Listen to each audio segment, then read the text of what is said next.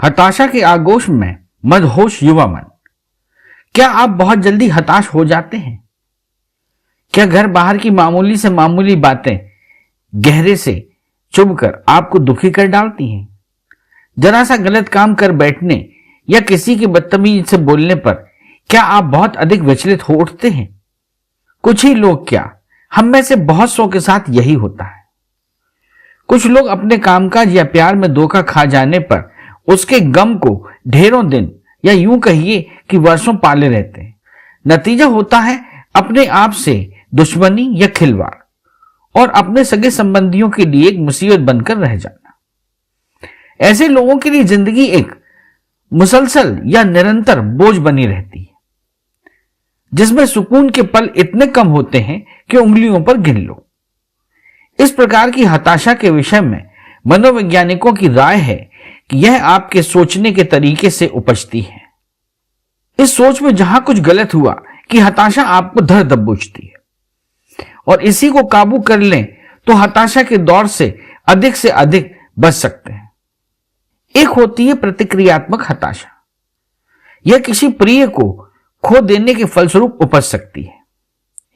इसके कुछ निश्चित लक्षण हैं, जैसे आपको बहुत निराशा, बुझा हुआ महसूस करना, ढेर अकर्मण्यता से शरीर का लुंजसा हो जाना, आत्मविश्वास की बेहद कमी, भविष्य के प्रति कोई आशा या संभावना न होना, सदैव महसूस करना कि जीवन में कुछ अमूल्य खोता जा रहा है। इस प्रकार की हताशा हम में से अधिकांश लोग अक्सर महसूस करते हैं। हताशा का यह स्वरूप बहुत सामान्य है और यह भी सच है कि हमारे सोचने के गलत ढंग से हम मूड के हमलों को बहुत दिनों तक झेलते रहते हैं। इस प्रश्न के उत्तर में मनोवैज्ञानिक स्पष्ट करते हैं कि जब हम किसी घटना को आवश्यकता से अधिक बड़ा करके देखने लगते हैं तो हताशा के भंवर में फंस जाते हैं। एक छोटी सी गलती को आवश्यकता से अधिक गंभीरता से लेकर हम स्वयं को उसके लिए इस प्रकार कोसने लगते हैं जैसे यह गलती इस बात का प्रमाण है कि मैं मूर्ख हूं, अक्षम हूं और जीवन में ऐसा ही रहूंगा। इस तरह की निरंतर सोच भला किसे हताश ना कर छोड़ेगी। कभी कभी किसी मित्र या सहयोगी से तनिक सी कहासुनी हो जाने पर हम सिर धुनने लगते हैं। वह मुझे पसंद नहीं करता, इसलिए यह टकराव हुआ। वह क्या, उसकी तरह और भी बहुत से लोग मुझे पसंद नहीं करते, क्योंकि पसंद करने जैसा मुझ में कुछ है ही नहीं। सच पूछिए तो इस प्रकार के सामान्य निष्कर्षों के मूल कारण वे नहीं जो हम सोच बैठते हैं, बल्कि यह सब हमारी विकृत सोच का ही परिणाम है।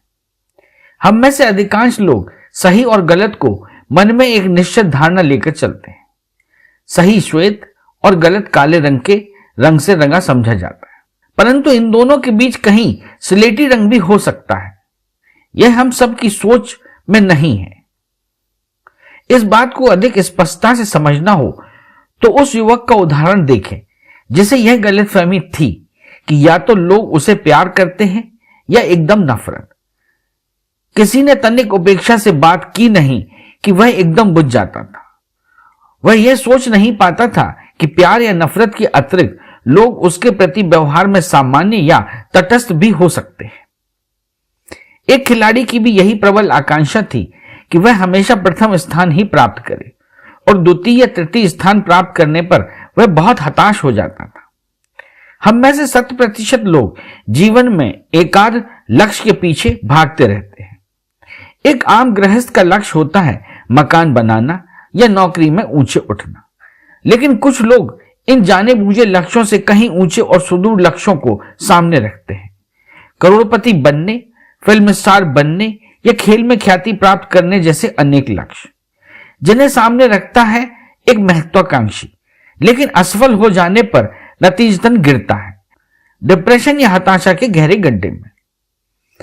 ऐसा होता है एक निश्चित उम्र तक। यह भी सच है कि 40 की उम्र तक अपने लक्ष्य की पूर्ति न हो सकना कुछ लोगों के लिए हताशा का कारण बन जाता है। अच्छा तो यही होता है कि पहले लक्ष्य ऐसे रखें जो आप आसानी से प्राप्त कर सकें।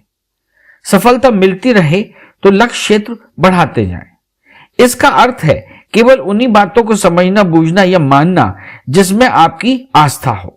उदाहरण के लिए, यदि आप हमेशा सोचें कि आप एक बेकार के इंसान हैं या बदसूरत हैं या फिर कोई शक्ति आपको इस सोच से फिरा नहीं सकती, ऐसी सोच आपको बहुत दुखी और हताश करती रहेगी और आप एक लंबे समय तक इससे उबरने में नाकाम रहेंगे। एक सफल परंतु स्वभाव से डिप्रेस्ड खिलाड़ी अक्सर अपने पुराने अच्छे रिकॉर्ड को भूलकर हाल की असफलता से दुखी होकर हताश हो जाता है, जो एक गलत बात है। ऐसा नहीं होना चाहिए। वैसा होना चाहिए, ऐसे ऐसे न जाने कितने चाहिए हमें चारों ओर से घेरे रहते हैं और हम में से न जाने कितने लोग इन्हें पूरा करने की भगदड़ में पड़े रहते हैं, लेकिन पूरा कर नहीं पाते। प्रसिद्ध मनोवैज्ञानिक अल्बर्ट एलिस ने कुछ ऐसे ही चाहिए आदर्शों की एक सूची तैयार की है, जो इस प्रकार है। मुझे सुखी रहने के लिए हर काम में सफल होना ही चाहिए। मुझे हर समय हर एक द्वारा प्रशंसित होना ही चाहिए।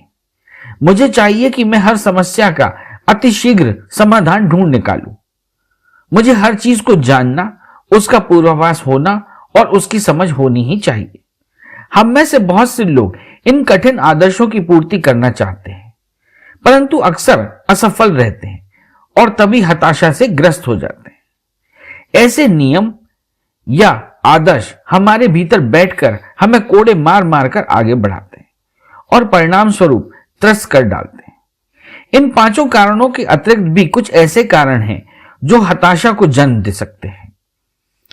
यह कुछ ऐसे लक्षणों का समूह है जिन्हें मनोवैज्ञानिक ओढ़ी गई लाचारी के नाम से पुकारते हैं, यानी लर्नड हेल्पलेसनेस।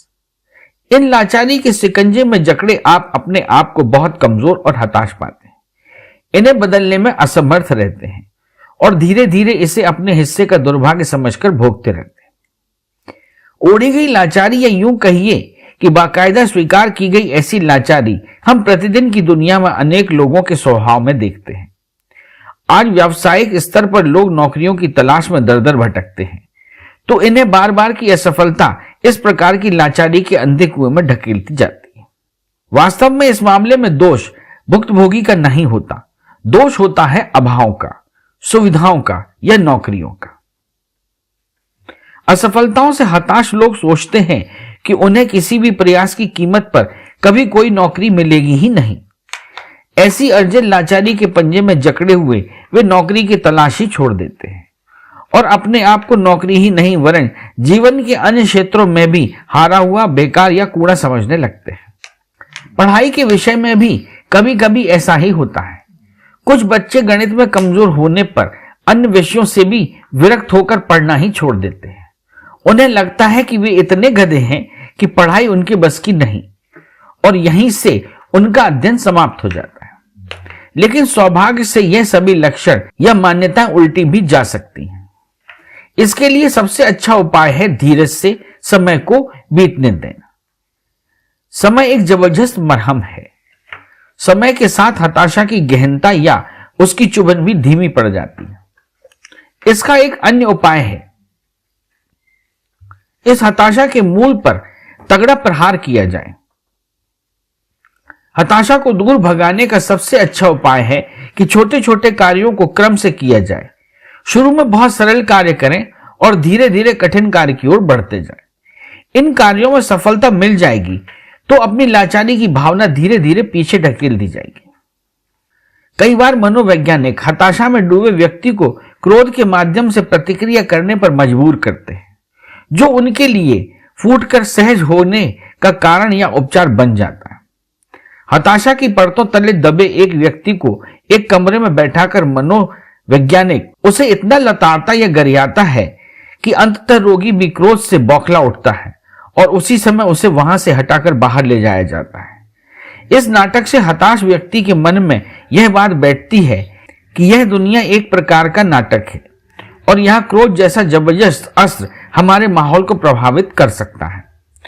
इस प्रयोग का सहज निष्कर्ष शायद यही है कि हताश व्यक्ति की चुप्पी और लाचारी को क्रोध के माध्यम से तोड़कर उसे गतिशील करना।